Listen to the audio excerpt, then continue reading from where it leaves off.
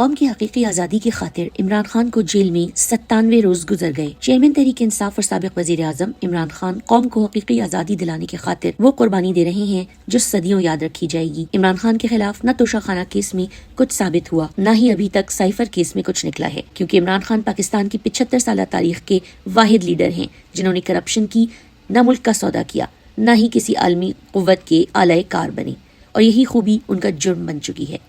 عمران خان تمام تر مصیبتوں اذیتوں کے باوجود سخت ترین جیل میں بھی جھک نہیں رہے، نہ ڈیل کر کے بھاگ رہے ہیں۔ قوم عمران خان کی اس قربانی پر ان کو سلام پیش کر رہی ہے اور ہر پروپیگنڈا مسترد کر کے ان کے شانہ بشانہ کھڑی ہے۔ عمران خان کو توڑنے کے لیے اب ان کی بیگم کو نشانہ بنائے جانے کا امکان۔ عمران خان جیل میں عزم و استقامت کی اعلیٰ مثال بنے ہوئے ہیں، اس لیے اب ان کو توڑنے کے لیے ان کا کم ظرف دشمن پستی کے نچلے درجے پر پہنچ رہا ہے۔ نیب کے ذریعے بشرا بیگم کو نشانہ بنانے کا منصوبہ سامنے آیا ہے۔ 190 ملین پاؤنڈ اسکینڈل کی تحقیقات میں بشرا بی بی کی حیثیت تیسری بار تبدیل کر دی گئی ہے۔ آغاز بطور گواہ طلبی سے ہوا، پھر ملزمہ کہہ کر بلایا گیا، پھر نوٹسز میں حیثیت لکھنا ختم کیا گیا، اب پھر سے ملزمہ لکھ دیا گیا ہے۔ نواز شریف کو بڑے بڑے جرم معاف، عمران خان کا جج دھمکی کیس ہی ختم نہیں ہو رہا۔ خاتون جج دھمکی کیس چیئرمین عمران خان کے خلاف معافی مانگنے کے باوجود جاری ہے۔ آج بھی اس کیس کی سماعت ہوئی، مگر وکلاء کی عدم موجودگی کے باعث سماعت 28 نومبر تک ملتوی کر دی گئی۔ انصاف کا دوہرا معیار دن بدن کھل کر سامنے آتا جا رہا ہے۔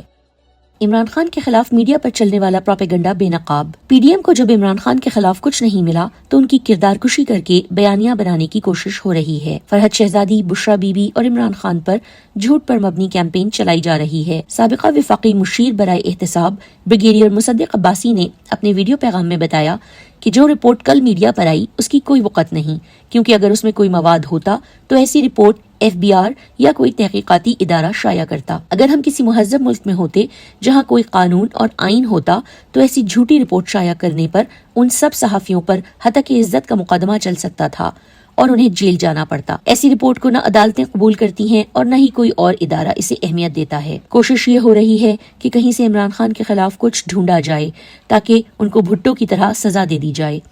فرحت شہزادی کے خلاف اگر ان کے پاس ثبوت ہیں تو 16 مہینے کی حکومت میں کوئی کیس کیوں نہیں چلا؟ اس کیس کو عمران خان کے ساتھ جوڑنا مضحکہ خیز ہے۔ عمران خان نے کرپشن کو کبھی معاف نہیں کیا، چاہے اس کا تعلق ان کی اپنی پارٹی سے ہی کیوں نہ ہو۔ انسداد دہشت گردی عدالت لاہور میں جناح ہاؤس سمیت 9 مئی کے جلاؤ گھیراؤ کے مقدمات میں شاہ محمود قریشی کی عبوری ضمانتیں بحال کروانے کی درخواست پر سماعت۔ درخواست گزار کے وکیل نے درخواست پر جزوی دلائل دیے۔ عدالت نے شاہ محمود کے وکیل سے مزید دلائل طلب کر لیے۔ عدالت نے سماعت 21 نومبر تک ملتوی کر دی ہے۔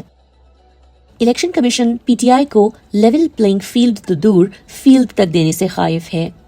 گزشتہ روز پی ٹی آئی کے ضلعی دفتر اور ضلع گوجرانوالا کے general secretary P T I اور نائب صدر پی ٹی آئی کے گھروں کو پولیس کی درجنوں گاڑیوں اور نامعلوم افراد نے گھیرے میں لے لیا۔ ان دونوں نے P T I workers convention کے انعقاد کی اجازت کے لیے ڈی سی گوجرانوالا کو درخواست دی تھی۔ یہ کس قسم کی لیول پلینگ فیلڈ یا فری اینڈ فیئر الیکشن ہے؟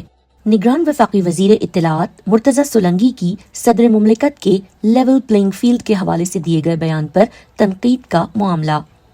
پاکستان تحریک انصاف کی صدر مملکت کے بیانات کو آئین سے متصادم قرار دینے کی مذموم کوشش کی شدید مذمت۔ دستور کی معین کردہ مدت گزرنے کے بعد غیر آئینی طور پر وزارت پر براجمان شخص کو صدر مملکت کو آئین کا درس دیتے ہوئے شرم آنی چاہیے۔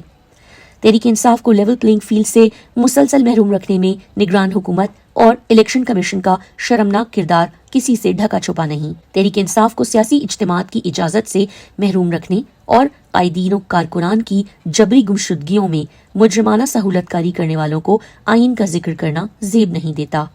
نگران حکومت صدر مملکت کو آئین کا درس دینے کی بجائے ان کی ہدایات کے مطابق اپنے آئینی دائرہ کار میں رہتے ہوئے تمام سیاسی جماعتوں کو انتخابات سے قبل مساوی حقوق فراہم کرے۔ ترجمان تحریک انصاف۔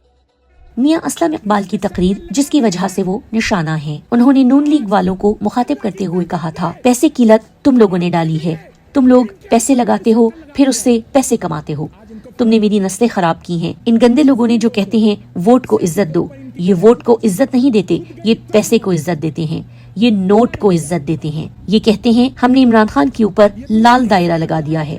آج اللہ کی طاقت نے ان کے اوپر لال دائرہ لگا دیا ہے۔ آج یہ زمین بوس ہو گئے ہیں۔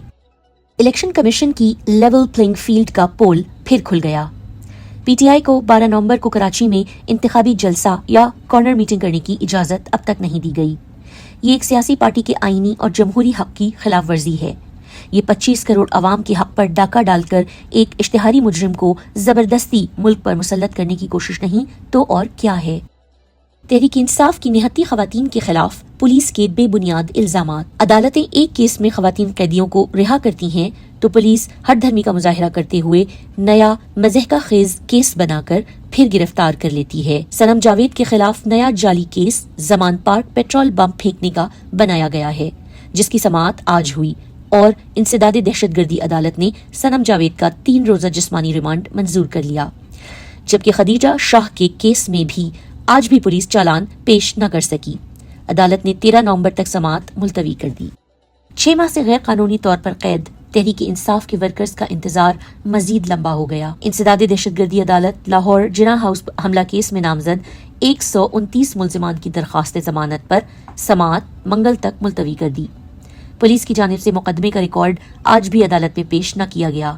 کراچی کے لیے سہ ماہی ایڈجسٹمنٹ کی مد میں بجلی مہنگی کرنے کی منظوری دے دی گئی ہے کہ الیکٹرک کے صارفین سے 46 پیسے فی یونٹ کی اضافی وصولیاں آئندہ 3 ماہ میں کی جائیں گی۔ نام نہاد کریک ڈاؤن کے باوجود مہنگائی مسلسل بے قابو۔ ملک میں مہنگائی کی مجموعی شرح 29.73% تک پہنچ گئی۔ ایک ہفتے کے دوران 20 اشیاء ضرورت مہنگی ریکارڈ کی گئیں۔